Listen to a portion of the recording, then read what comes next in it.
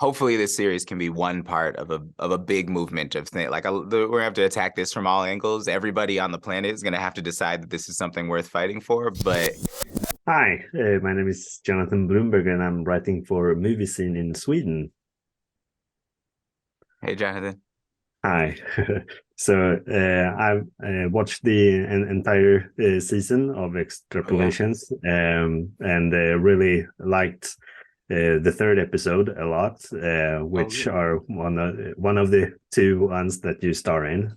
So I'm really happy to be able to speak with you. Oh good. Because I would like to start with how you actually got involved with the show. Like how did they reach out to you, and what did you like think about the story, and how much were you told about the story when they reached out? Yeah, I mean, I was sent a script, which I thought was totally brilliant. I was sent the first and third episode, right? Yeah, And I thought they were great. I really loved this character, and then I got to have a conversation with Scott about and Greg, who would end up directing the third episode. So like, just a conversation about the goals of the show and yeah, um yeah, and it was immediately something I wanted to be a part of because of what it was trying to do. But I think also like I can't overstate the importance of the fact that the scripts were really, really good. And that's ultimately the reason that I'm doing it, right? yeah, yeah. And it's like one of the most thought provoking episodes in my mind, because it's kind of close to where in time where we are now. So Yeah. it's not that far off. It's only about 20 years into the future, Right. but knowing how much they've based this on science, that makes it a bit more scary to watch and actually think about that we might not be that far off having to deal with the questions that your character has to deal with in that episode.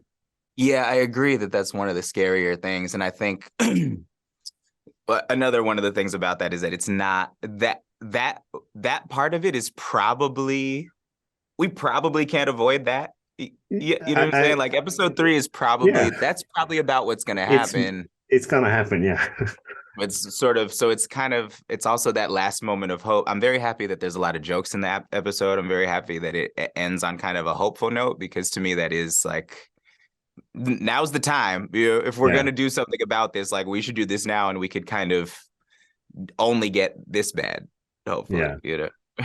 yeah. And I appreciate the singing in the rain scene as Yeah. well. It felt deserved, and a moment Oh, where good. you could like breathe a bit and actually smile before you went right back into having to think about our Yeah, uh, yeah, that's future good. coming up. Right. So, is there anything like have this show awoken anything in you about what we as as a species has to do to kind of make a change?